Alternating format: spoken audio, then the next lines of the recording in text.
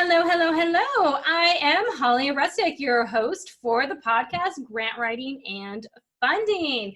And I am here today with two very, very special guests. I know I usually interview one person, so I've got two people on the line today. And these are very special people because they are actually in the Changemaker membership. So I'm really excited about them, and they've just been doing so many wonderful things, and you guys are just going to love them. So I've got Jennifer and Christine on the podcast with me today. So welcome, ladies. Thank you so much for joining me. Hi, thanks for having us. Absolutely. Yes, thank you so much. Yes, I'm really excited. So before I get into them, I want to read their bios, but I'm just really excited. Once again, they are members in the Changemaker membership, and I've known them now for well over a year. We've been doing different things throughout, and I've really seen you both grow so much and just do different things. And the thing that we're really going to focus on today, that I get so many freelancers out there asking me, people who want to be grant writers or who are already doing it, and they're asking, hey, Holly, how do I become a grant reviewer? Or they don't even know about that, and I mention it, and they're like, their ears perk up.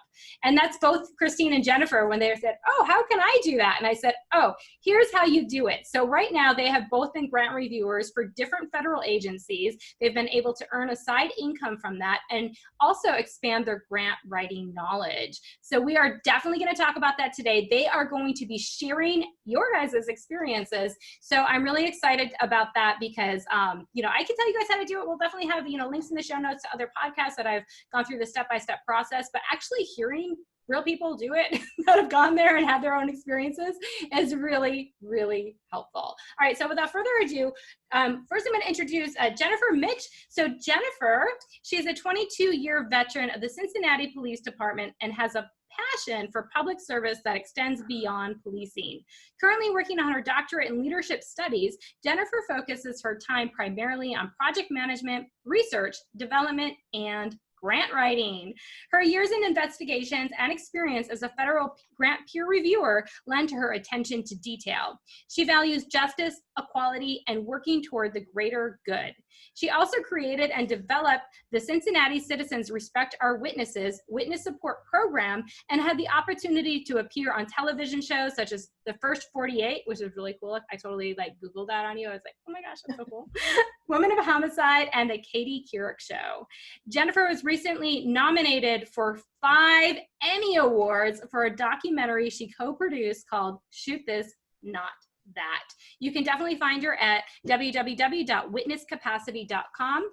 And I'll have all of these links in the show notes. So welcome so much to the show, Jennifer. Thanks for being here. Thank you so much for having me. Yeah, super excited about your Emmys, your nominations. I was like, holy smokes. She's like, by the way, she sent me an email. She's like, by the way, we actually got nominated for 5 Emmys. I remember sitting up one night, totally spewing the idea for that documentary to you. Yeah. And you're like, yeah, that's a great idea. Go for it. And now I love it. And you're like, so this is Ohio Emmys, but you could totally make it to national, getting already nominated for 5 state Emmys, and then it could go to national. This is huge. And I love the just the notion behind it is shoot this, not that. And some of you are like, what is she talking about? And it's about cameras, shooting with your cameras and not with your guns. And this is youth homicide. And so did you just want to talk about that briefly? I just find this very intriguing. Sure. Yeah. So the Crow Witness Support Program that we started in Cincinnati has a youth component to it.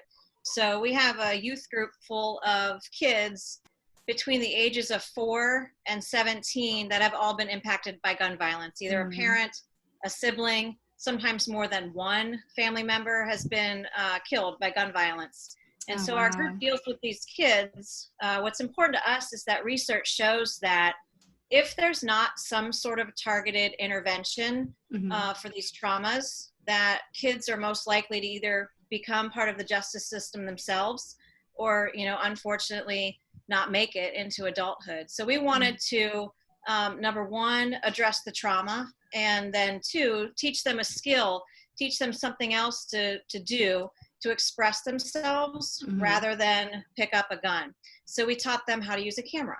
So we taught them how to do digital photography. We taught them how to express their feelings. It is a it's a peer-reviewed research called Photo Voice. Okay. So you can do it with anything. If you look up Photo Voice, you'll see all sorts of different things that Photo Voice is used for. In this particular case, we used it for kids who've been impacted by gun violence. So we went out in the community after we taught them. We had, my daughter was one of them, peer mentors. So high school students from local high schools that knew how to do photography came in and interacted with the kids, taught them how to use the cameras. And then as part of therapy, we had our licensed social workers help them identify things in the community that were obstacles and things that they saw hope. We thought going into it that coming up with the bad things were going to be easy and that we would have a hard time having them find hopeful things, but it was just the opposite. So they didn't want to focus on all these negative things. They wanted to go out and they wanted to take pictures of all the things that were hopeful for them. So it was a really, really, really neat experience. I loved watching the kids. The first week, it was a 6-week program. The first week, for example, there was a girl, she had her hood over her face. You could only see her eyes. This was pre-COVID, so we didn't have masks, but she came in, she wouldn't talk. By the end of the 6 weeks, she wasn't even wearing a hoodie. Her hair was down. It was done. She was talking to the other kids. So it was a full, it was very, very impactful. And then we had at the very end, as a prize for them, a photo gallery. Xavier University hosted it and it was open to the public. And we had probably 500 people from the community show up to watch the documentary and look at their pictures in a gallery setting, and just to see the kids realize that even though something so awful happened to them, that it didn't have to define them or their future.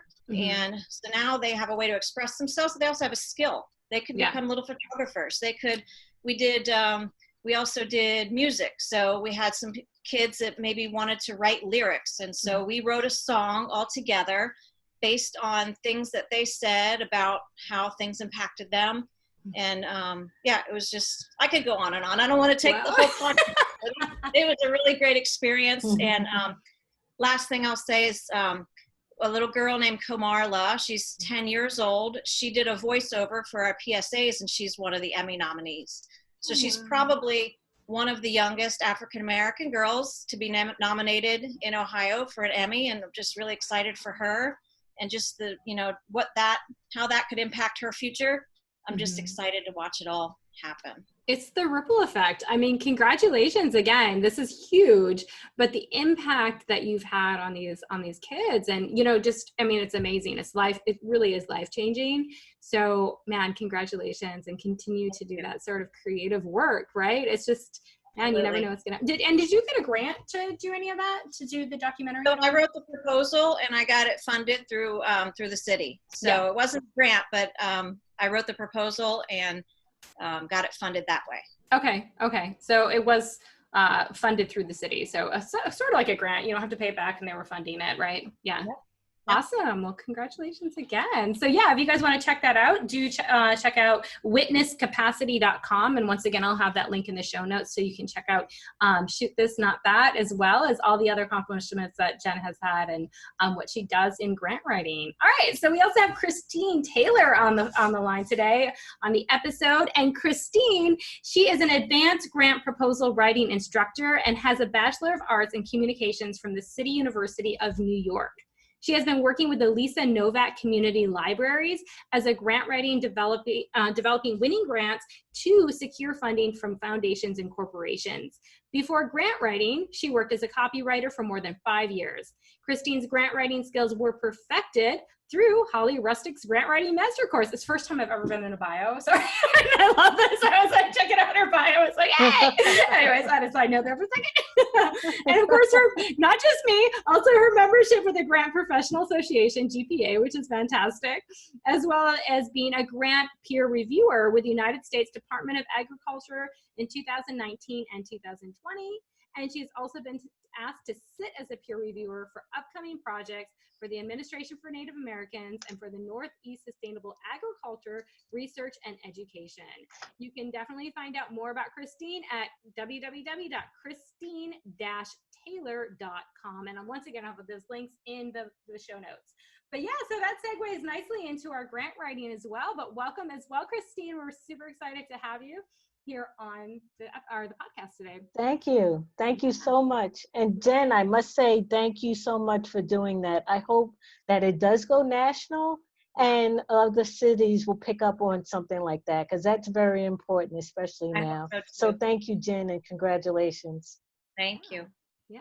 And then Christine, the work that you've been doing through the Lisa Novak Community Libraries, now they're a nonprofit and they really help give out a lot of literary, lots of books, right, to different places. So that might be in different jail systems, in different low-income libraries across the nation. Could you just want to talk about that a little bit? Because I find the work very interesting that you're doing.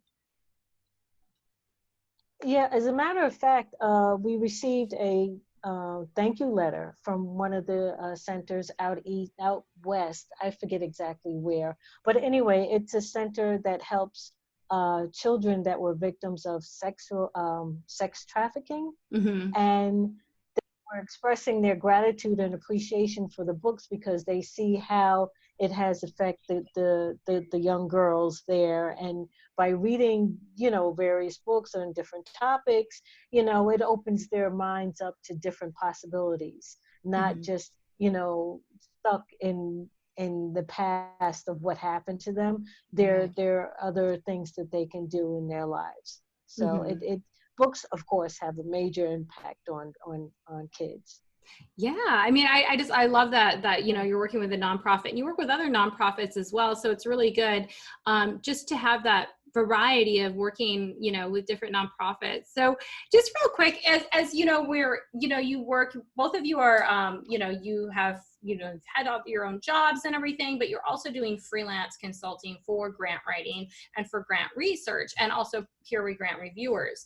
So as you guys kind of navigate through this, obviously, Jen, the different work that you've been focusing on as far as you're looking at, homicidal kind of detective work and, that background that led you to kind of the documentary. And then Christine, you've had a lot of work now with copywriting and also with, the different content as far as now, literary and the impacts and all the stats and all that because you do the grant writing. But as far as working with different clients, do you find that it's difficult sometimes or you feel like a ghostwriter, or is that something that's actually interesting and fun to you guys to kind of pick up on different projects and learn about different things?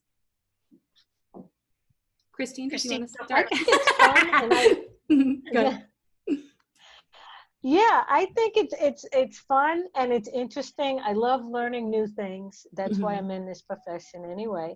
And it kind of led me into peer reviewing because I really learn a lot about, not just the grant writing process, but the government and how it spends our tax dollars. And it's really interesting. And I really get a kick out of it. It's a good charge for me. Nice. Yes. How about you, Jen?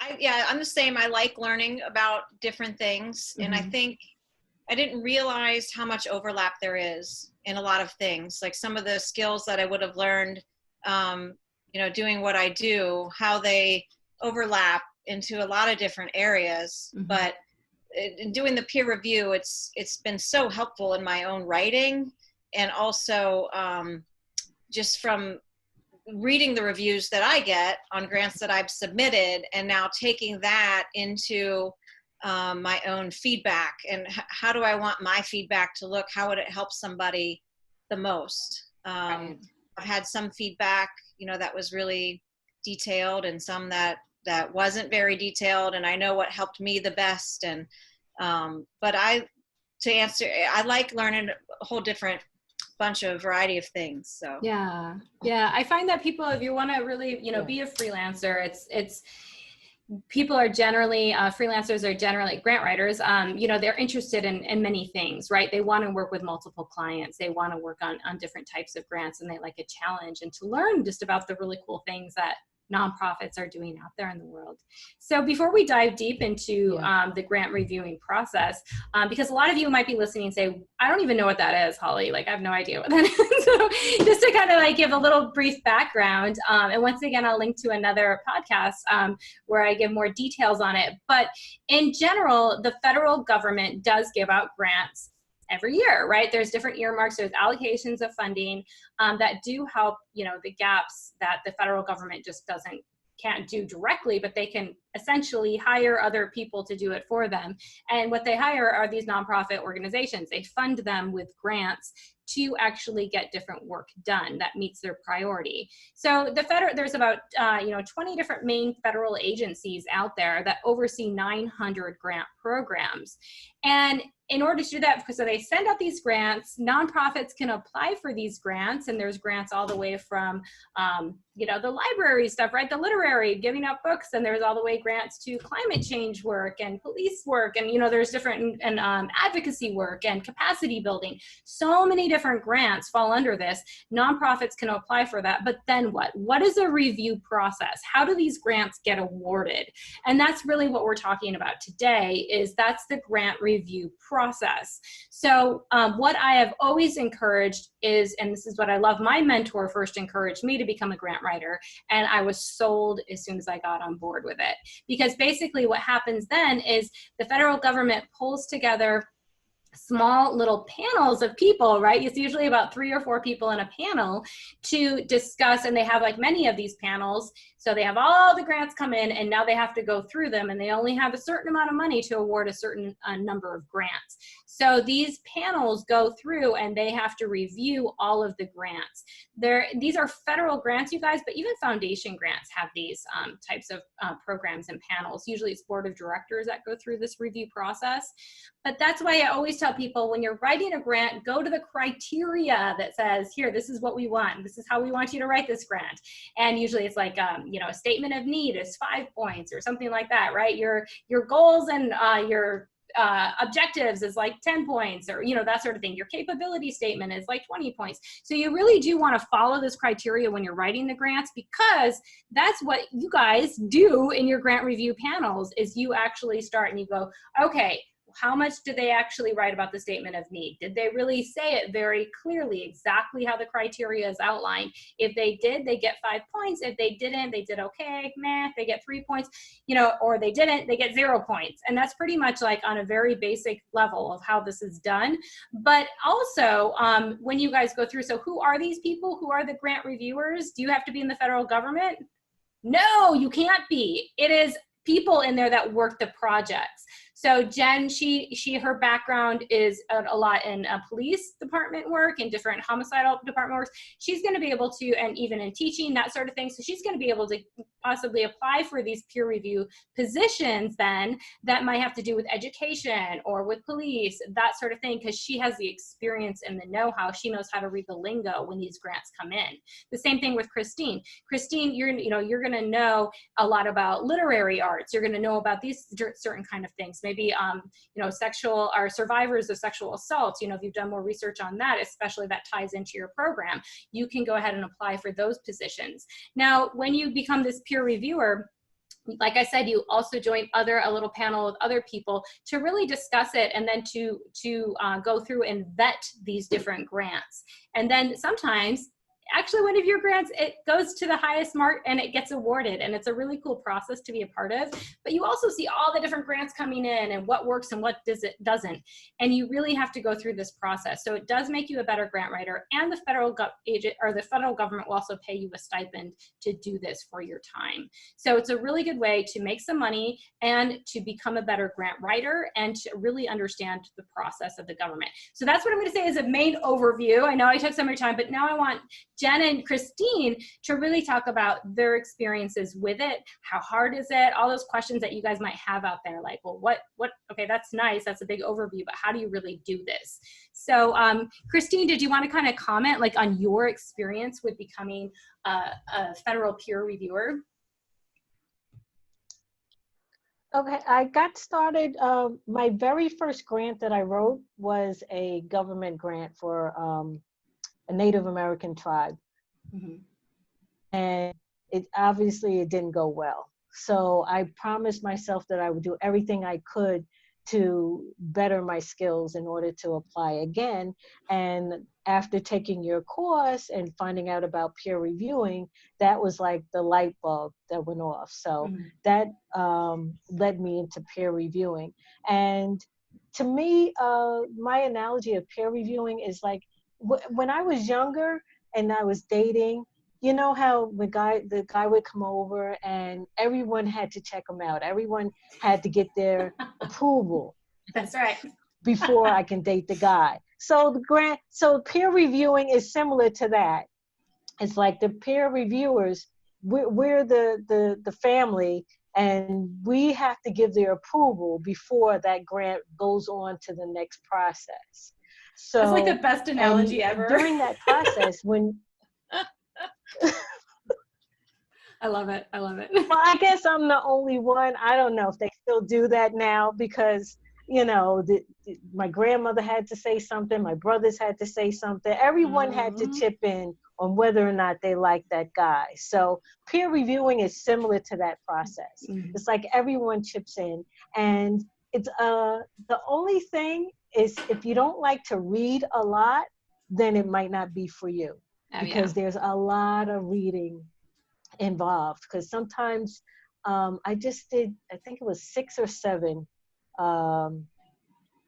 proposals that I went through. And it's not bad. I really enjoyed it. It's very interesting about the different projects that they were working on. But when you get proposals that are not well written, that's when I start getting frustrated. I start losing focus. And if I have to flip back and forth to, you know, connect the dots, you know, is everything that they put in the budget tied into what they said in the narrative?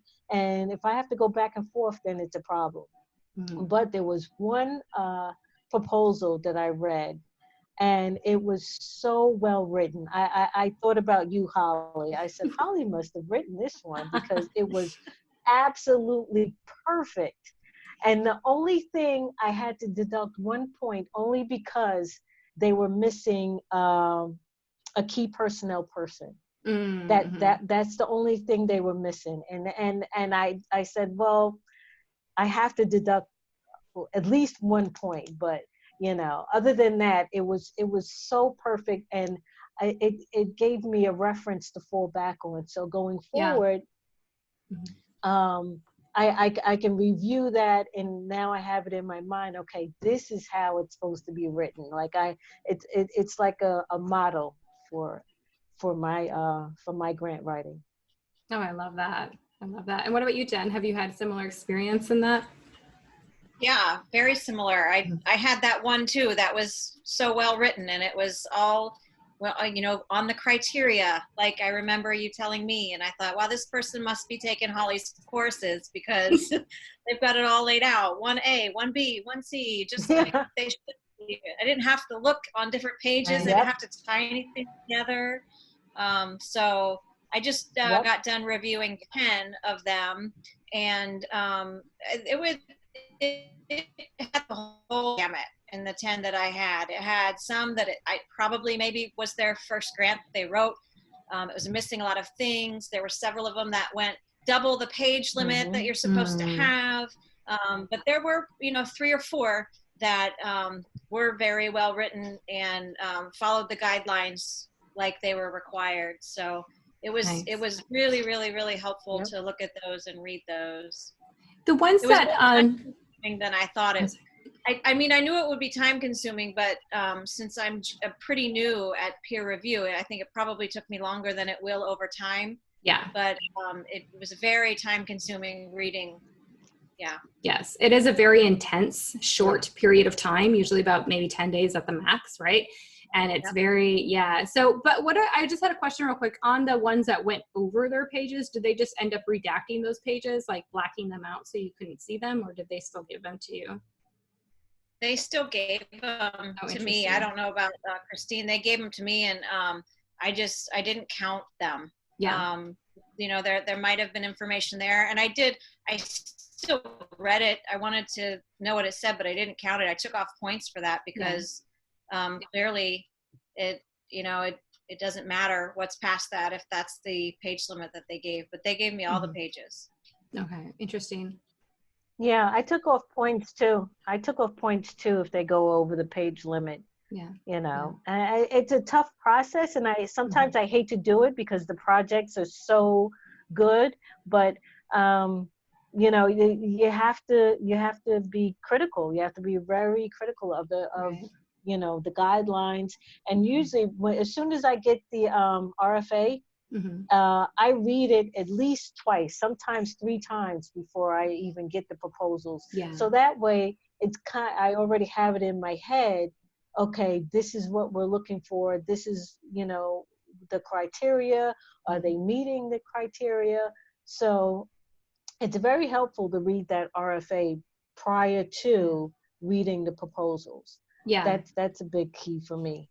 Absolutely. And yeah, what Christine's talking about is they have a funding opportunity announcement, and you can download that. And that's what the nonprofits are looking at as they're writing the grant. So, or the grant application. So it's really nice for you to go through that and see what the priority is from the federal government, to really see what they're trying to do and what they are wanting the nonprofits to write towards. So when you read that, you really get a good overview of what the federal government, what that agency in particular is asking for, and then how the nonprofits are really writing to that instead of their own agenda, right? Which can happen.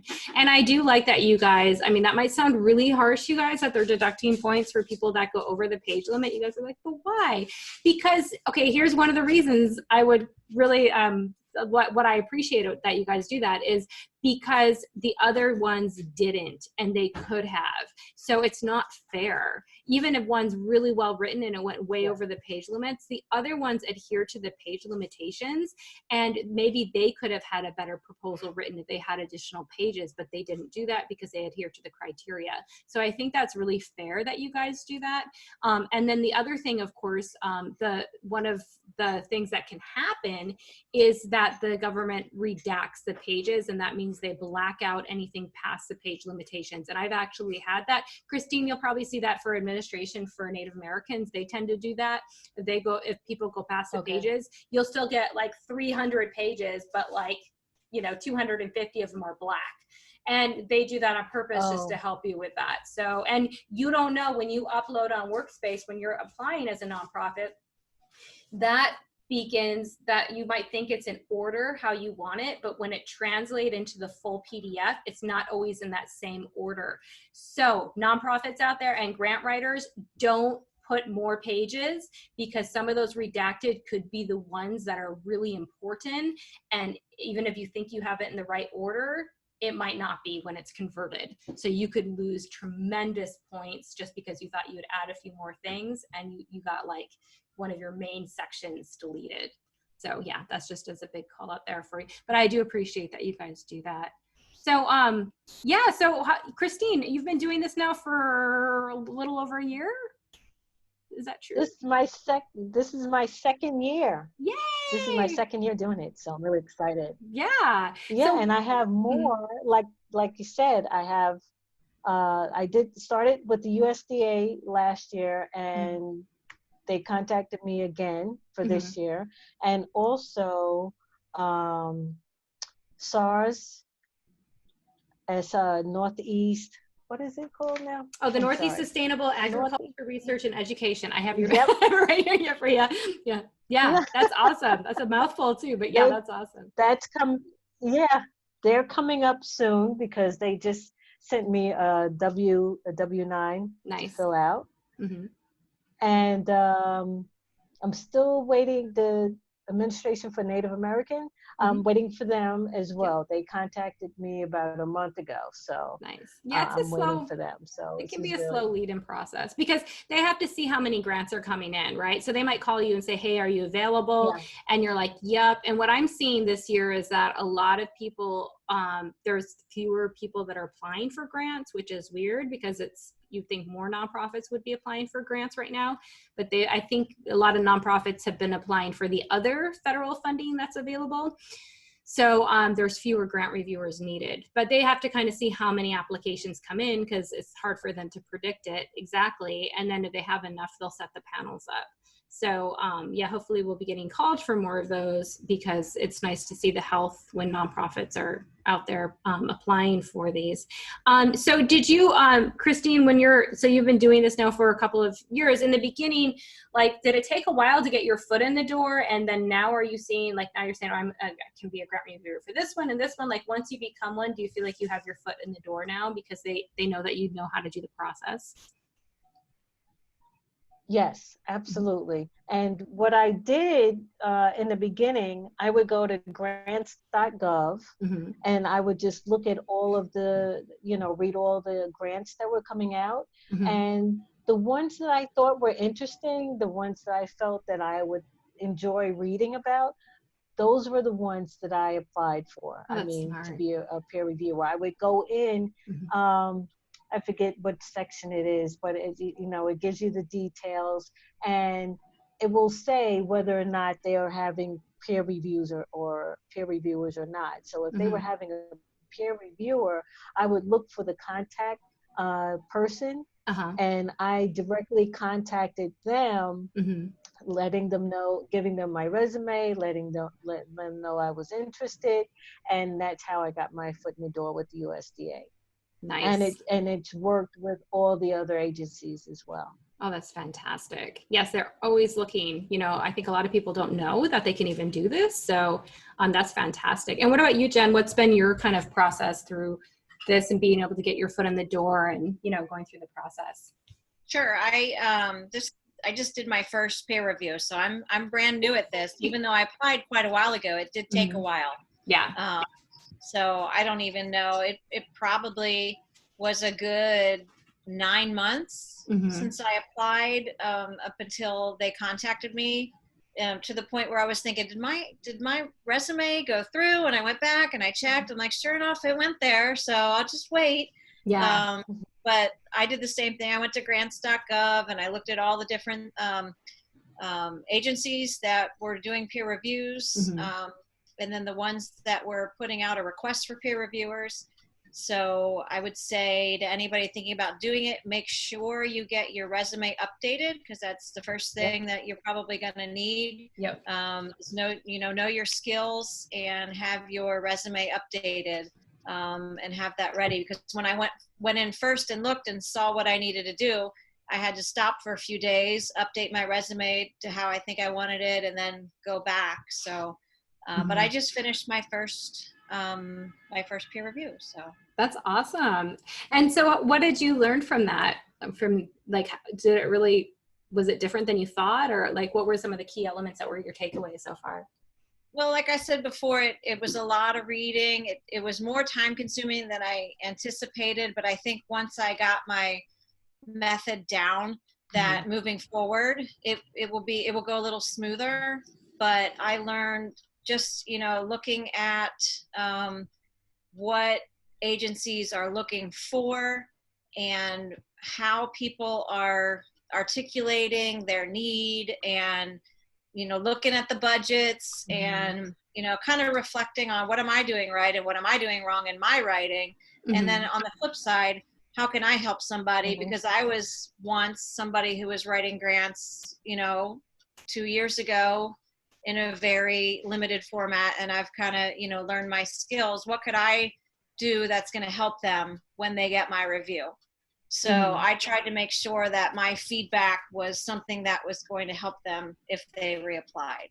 Right. No, that's a really good thing to also highlight, because, I tell people, even if nonprofits, even if they don't get it funded, you know what I mean? Like, and they have a good chance, of course, you want to go after the grants that they're going to be competitive for, but even if they don't get it awarded, that feedback is so valuable. So as a reviewer, knowing that, because you're like, okay, you guys, you were close, this is what you need to change, or maybe you were way off point, but this is how you could be competitive for this grant.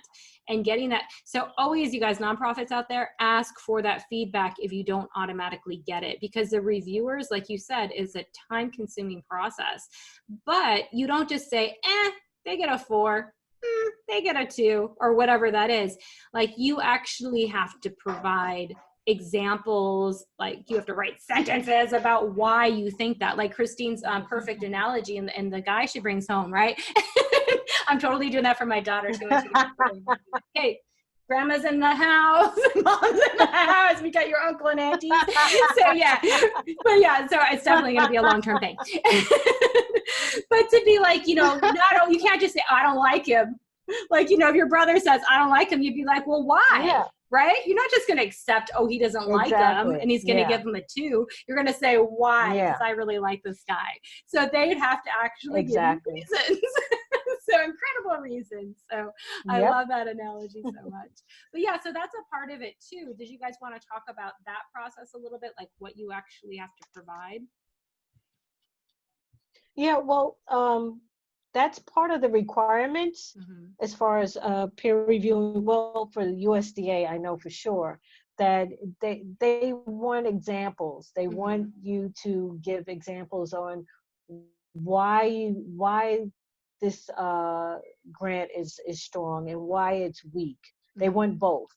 Yeah. So if I give, you know, for a achievability section, and I gave them a 25, it's like, okay, why did you give them a 25? What was it that was so good about this grant that you gave them a 25? And the flip side is, why did you give them a 5? What was so bad about this section that you gave them a 5? Were they missing information? Did not make sense?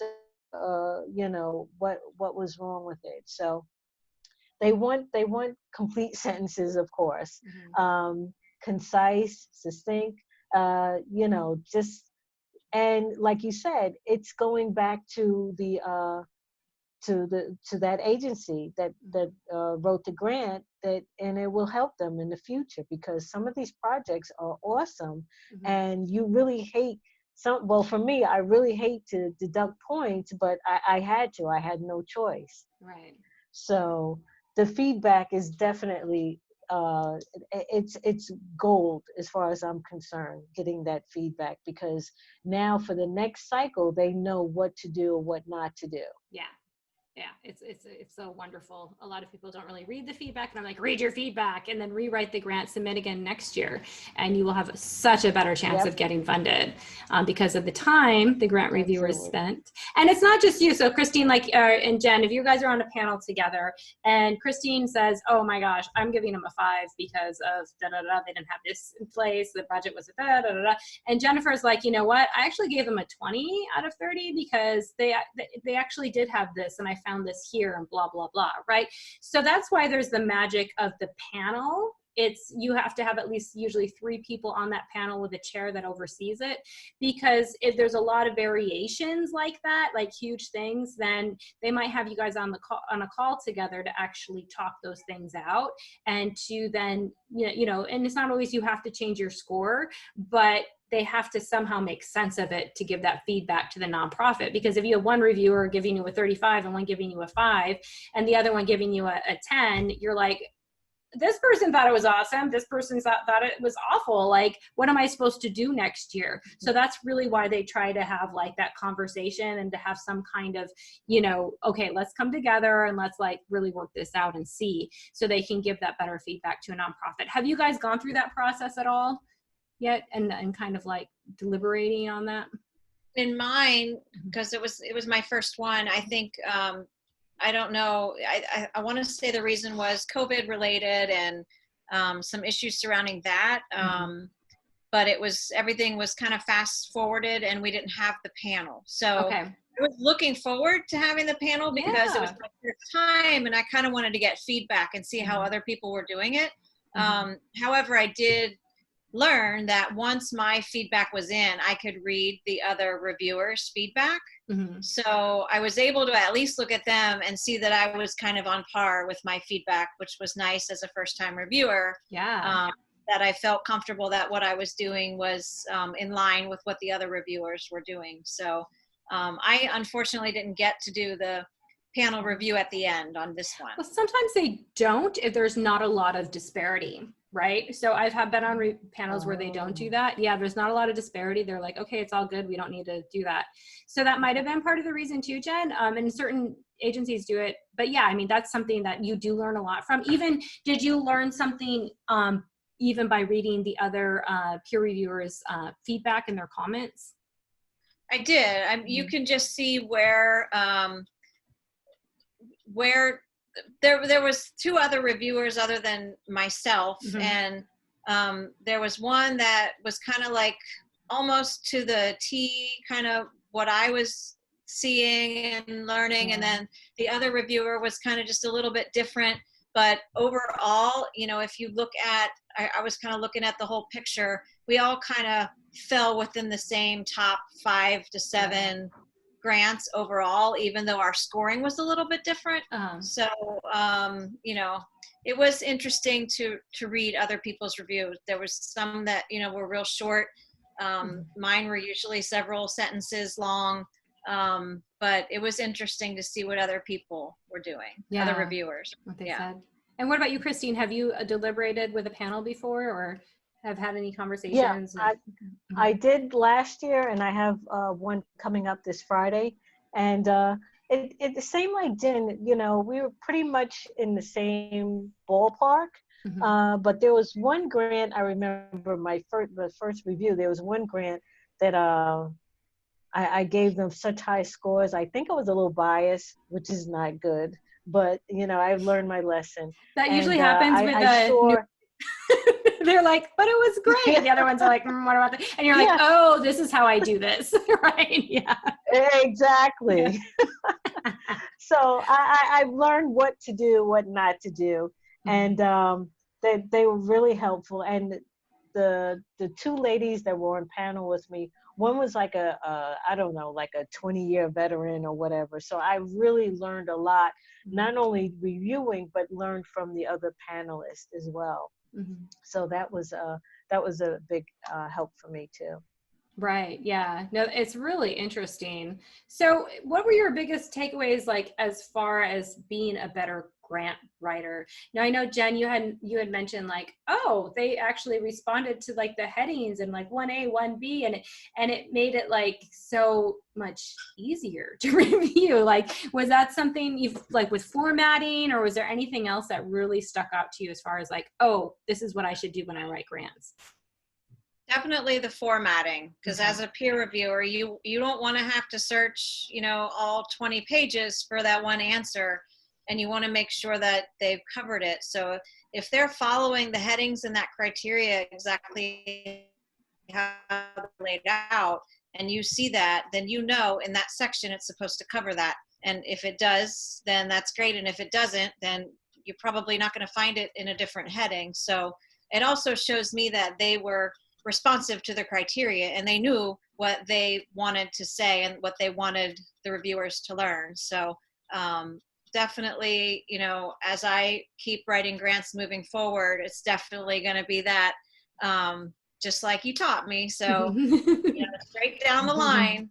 So you want those reviewers to find what they need right away. Yeah. Awesome. And what about you, Christine? What have you really learned? Follow the guidelines, like you were saying before, you know, 1A, 1B, you know, C, but also write with the reviewers in mind. So not only am I following the guidelines, I'm also thinking, okay, somebody's going to be reading this, and how are they going to review it?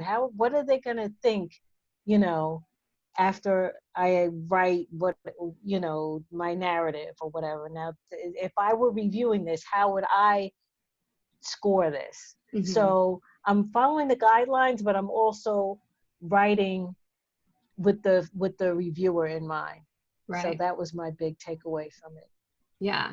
And, you know, that's another great thing that nonprofits can do is, you know, and even you guys as freelance consultants, you know, you take the criteria, you write the grant. So you lay it out, you write the grant, and then you can give to somebody else. So even like in in the membership we have, right? You could have it like, hey, can you look at this grant and review it for me using this criteria before I submit it? So it's nice to have that outside perspective because, you know, when we write, we think we're covering it sometimes, or we think we've written it because we've thought it so many times, or we've seen the data. But having an external eye and using that criteria is really helpful, and it also gives somebody the experience to kind of go through it. So that's something too that's really, that you guys could leverage, you know, because it is, you learn so much through this process. And just to touch, I mean, the formatting, it doesn't seem important when you're writing the grant until you've done a review, right? It just doesn't seem as important. And then you get it and you're like, this is a lot of work to read. I basically have 10 days to maybe get through 11 of these, and they're each 50 pages long, and I have to make sure I'm writing sentences to all of these different, you know, you might have like, you know, 50 different questions because they're all subpoints under these things. And it's a lot, and you are tired, and you probably have your own job, or you might be writing grants for your own clients at this point in time or whatever. And it's intense. It's very intense. So you want to make this process as easy for the reviewers as possible. Easy, yep. Yeah. Yep. You don't want it flowery and hard to find and them to read between the lines, right? Because like you said, this is, you know, and this is what I've learned as being a grant reviewer is, you know, I used to think, oh, it's like this super like, you know, objective thing. And it is as much as possible, but it's still humans looking over these things, and we get tired. You know, it's like, it's still a subjective experience in many ways. So you really do want to have it very simple, right? One of my first reviews, I remember this guy, one of the reviewers, and he had been a veteran reviewer as well, but he got to one of the proposals and it wasn't well set up, and it was deep into our reviewing process. And he said, I'm just cranky and I'm retired and I don't like this one. You know, and it really gave me like, okay, you know, of course he had to like then back it up with his comments, but I was like, these are people reviewing them. So make it clear when you guys are, you know, writing these grants, make sure you respond to the criteria. You will stand out in the review process. Now, have you guys had a majority? Absolutely. Yeah. Have you had a lot of grants that are like, oh, right away, you know, like it's not going to get funded just because of looking at that from the get-go? Can you guys kind of talk about your experiences with that? Yeah, I've had one recently that was very confusing. It was, I had to go back and forth because what they put in the budget wasn't really in the narrative, or their logic model was off. So it was off in every area, and it gave me a headache. So I had to deduct points from that. But on the flip side, you know, like I said earlier, there was a grant, I mean, a proposal that was absolutely perfect. And I thought you wrote it. I wish I could ask who wrote the grant, because it was so good. It was like butter. I love reading it. And I think I read it like 2-3 times because it was that good. Yeah. That's awesome. But yeah, like, sorry, Jen, go ahead. Tell us about your experience. No, I was just commenting on her. It was like butter. I like that. Yeah. No, we were talking about the grants that go over. There was also one that was, you know, 5 pages when you're allotted 12 or 15.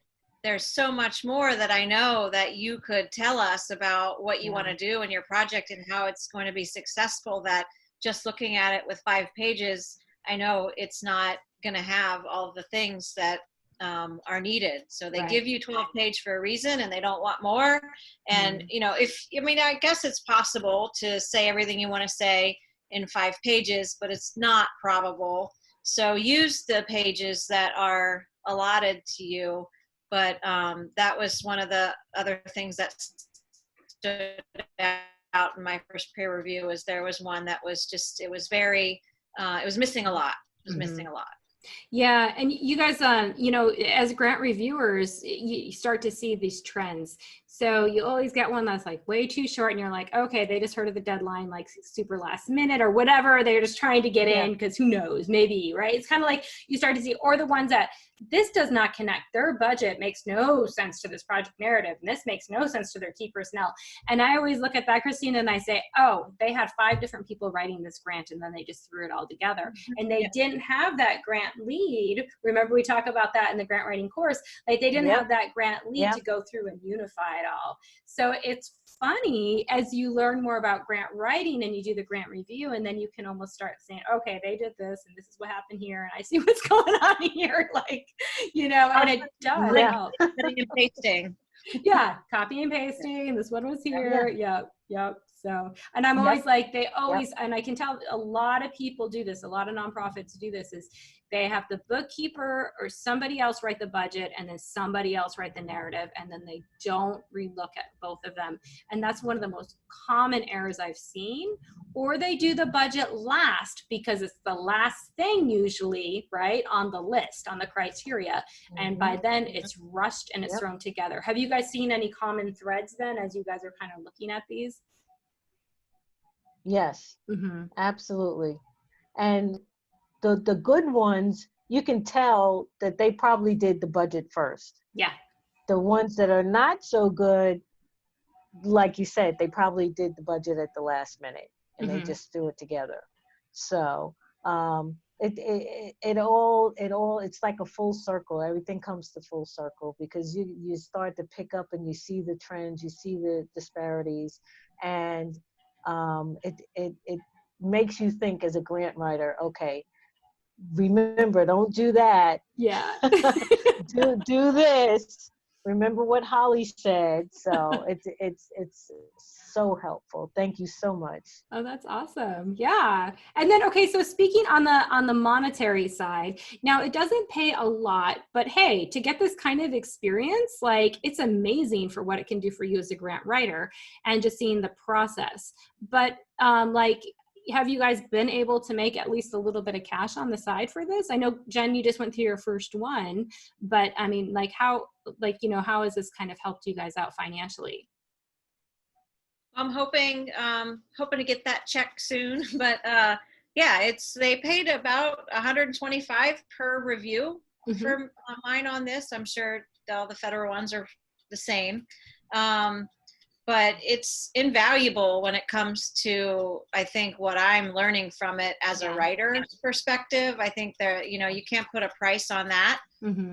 So the stipend is nice, for a little side income, but I think the experience is invaluable. Yeah. And how many did you review, Jen?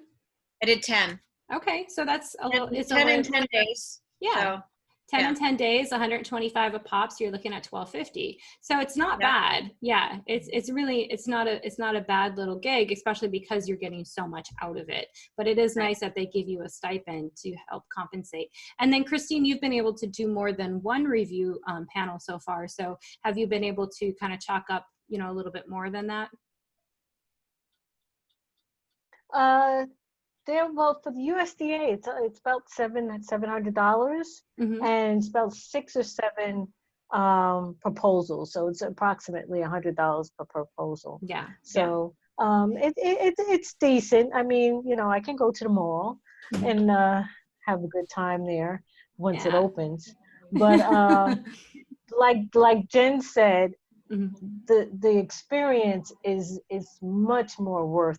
Absolutely. It's so valuable that the experience is not something that you can learn in a classroom or something like that. I mean, it's actually hands-on, and that is worth a lot.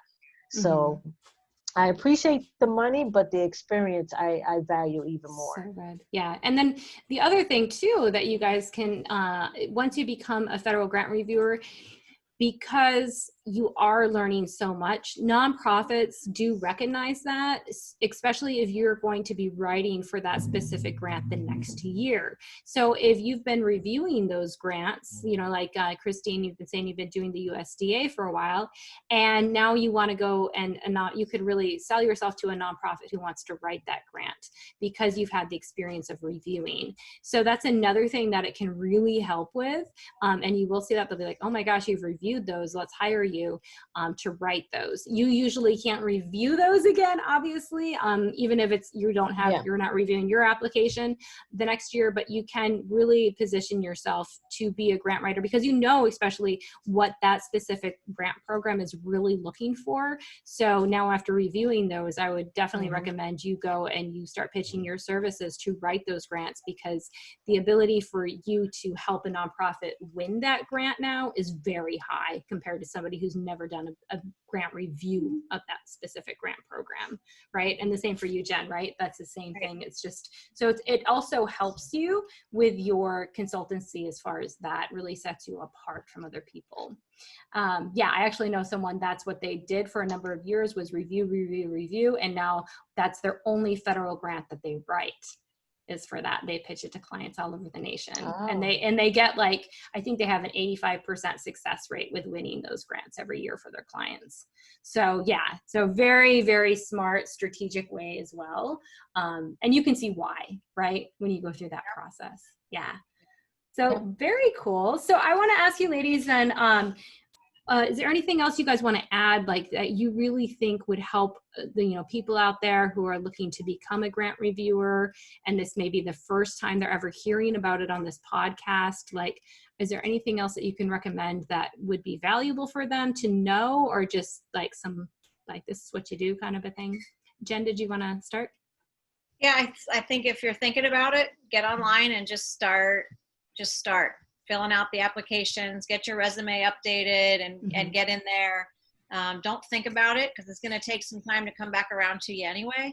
So just put the effort in. And yeah, I just remember you suggesting that, and then Christine jumped on the bandwagon. I was like, wait, I got to get on that bandwagon too. So yeah, just jump right in. Just dive right in. That's awesome. And I also want to go ahead and just add to that, Jen, because it's not necessarily you have to be a new grant writer. You could be a very experienced grant writer like yourself. You just won a $10 million grant, right? Yeah. Oh, amazing. Yeah. That's amazing. Congratulations.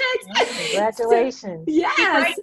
I was getting turned down a lot, and I was starting to feel a little bad, and then all of a sudden a big one. So just keep writing. Keep writing. Yeah. And you can be a very experienced grant writer, but you can still become a peer reviewer and learn a lot, right? So now think of what you can, you won a $10 million grant. Now you can win even more because of this experience, right? So absolutely amazing. Thank you. And Christine, did you want to add something as well? I agree with Jen. It's the same thing. Just go ahead, apply online, and you never know what will come up, because